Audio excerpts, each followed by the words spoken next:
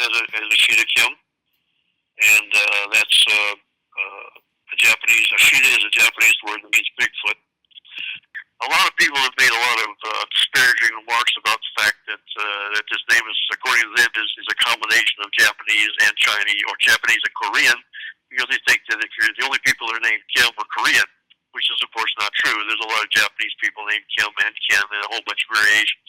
So it's just meaningless criticism, which I've gotten a lot of over the years, because I understand the principles behind the attacks, and I understand how to counter those attacks because of the intelligence training. Over the years, I've developed my own system of self-defense, which is based on ninjutsu. And the main idea of ninjutsu is invisibility, or at least the ninjutsu that I practice. There's lots of different styles. And the main thing, like I said, in my style is invisibility. And so my main technique is to throw sand in the opponent's eyes and run away, because we value peace and harmony above all else.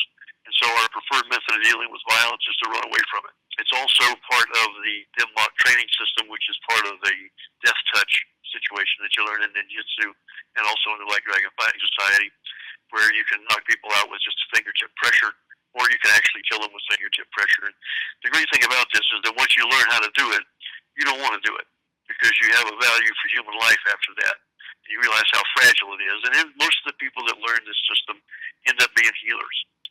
Each ninja clan had its own special set of poisons that they used, and each one had their own special shape of shurikens that they used.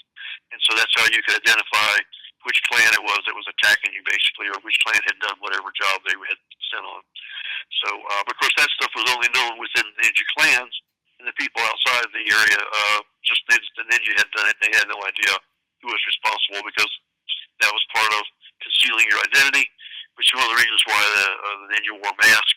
And but another reason why the ninja wear the mask is to diminish your ego, so that you don't even though you have an incredible amount of power, an incredible amount of skill, you still remain humble as the dust.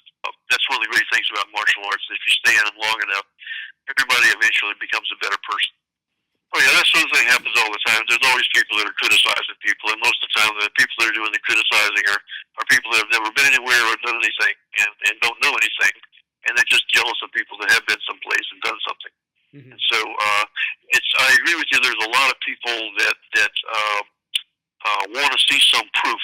Okay, and so to me the proof is I can break a brick with my bare hands, and if that doesn't satisfy them, I don't care. Because if you can break a brick, you can break somebody's neck, and with a single chop. And I'm not going to break somebody's neck just to prove I can do it.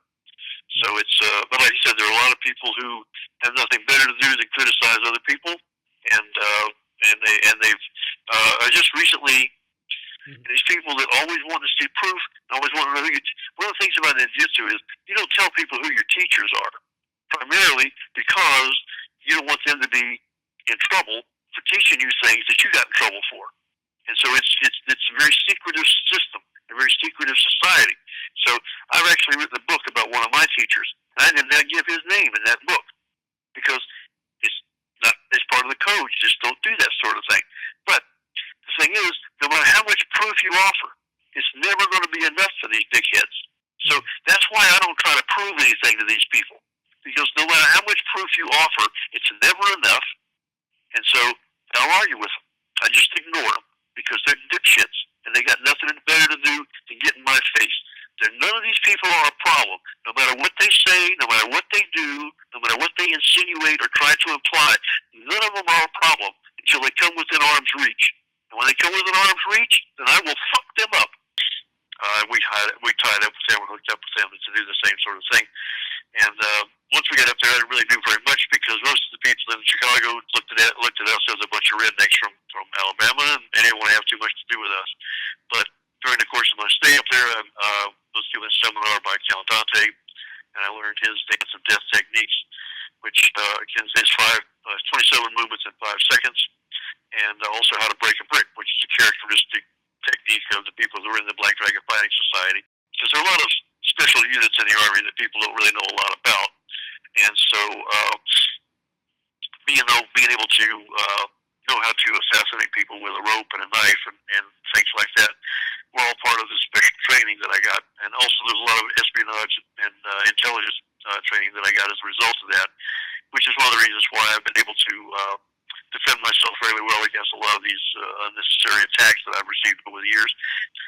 So then after I got out of the Army, I basically went to and studied at the Kung Fu school in Orlando and picked up a few more techniques and whatnot and started learning Tai Chi and went through a whole big battle for about since January, basically, since about 6 or 8 months now, of a bunch of dickheads up in New York who think they're martial artists, attacking a friend of mine, Frank Dukes. I'm sure you've heard of Frank Dukes. He was the guy that made that Bloodsport movie about. Mm-hmm. And they came on and they said, "Oh, this guy's a fake. He didn't do this. He didn't do that." One of the things they came out with was they said they shot video of him breaking a piece of bulletproof glass with his bare hands. And they said, "Oh, that's not real bulletproof glass." But there's many different grades of bulletproof glass. And this bulletproof glass was fired at with a 9mm pistol. And you can see where it did not break, where the round hit the glass, and there's a little spot on the glass, and the guy who shot the pistol marked it on the glass and signed it to prove that this was bulletproof glass. When Frank Dukes hit this glass the first time, it didn't break. But what did happen was the frame that it was in, which was a piece of angle iron, bent, okay, from the force of his punch. The second time he hit it, it broke. And now these assholes come along and say, he didn't really break bulletproof glass, because they don't want to believe it. Even though the proof is right there in front of them, they still don't want to believe it, okay, because they're assholes. So, like I said, so that's, as far as lineage and that kind of things go, as far as taking tests or proving anything, I don't worry about that kind of stuff, because the people that want to see that are all a bunch of dipshits who have nothing better to do. A lot of people don't think ninjutsu is actually an art. They think it's just a set of skills that were taught to the samurai so they can be a little bit nastier and a little bit better fighters. There were, in my opinion, to me, ninjutsu is an art, and because that was the way it was explained to me, and that's the way it was taught to me. All warfare is deception, and so if you can confuse the enemy, if you can make the enemy lose confidence, if you can make him think you're someplace you're not, something you're really not, this is all part of the deception and all a part of the, and that's what ninjutsu is being a spy, trying to put Frank Dukes out of business, okay? And I waited for just the right time. And at just the right time, I went on Facebook and made one post that killed the opposition. They took down 75% of the stuff they had up where they were trashing Frank Dukes. They pulled it down because they knew that I was fixing to crush them. And I crushed them because I broke up their little cabal, and I even got these people's wives mad at them. So, and that's what a ninja can do, okay? And I did that with one post on Facebook, because that's what ninjutsu is, winning with one punch. I mean, I got professional fucking soldiers that are so mad about this that they want to kill me, and I don't care, because I won. I beat them, okay? With their own little silly propaganda machine, I beat them, and they hate that. So, but that's what you can do when you're a ninja. Mostly of the stuff that I've seen that he's done, especially like his translation of the Master Senkai, which was basically a book about ninjutsu, and it talks about techniques, that basically confirmed almost everything that I was teaching in my books. Stephen Hayes, who is the other big ninja character in the United States, went around and made a deal with all the magazines, Black Belt Magazine and all the other karate magazines that there were in the time in the 80s, and to not let anybody do any ninjutsu except him. There were several people like Ron Duncan in New York who was teaching ninjutsu, and Robert Bussey, who was, I think, in Indiana someplace, he was teaching ninjutsu, and both of them had gone to Japan and learned ninjutsu and come back to the States and not really told anybody that they had learned ninjutsu because it was still a secret art at that time. When Stephen Hayes started talking about it and bringing it out as a style, he basically cornered the market by making illegal deals with these magazines and then trashing people like me and Ron Duncan and Robert Bussey and trying to put us all out of business. Because what he was teaching was not real ninjutsu. What he was teaching was crap. He was the one that brought out the whole Kujikiri, was the hand of the fingerknitting symbols and the meditation symbols that the ninja used. Like this was some big secret. This was something that was taught to people that were learning judo in 1930. Okay? It's not a big secret. He just made out like it was a big secret so that he can make more mysticism out of the ninjutsu thing and make more money.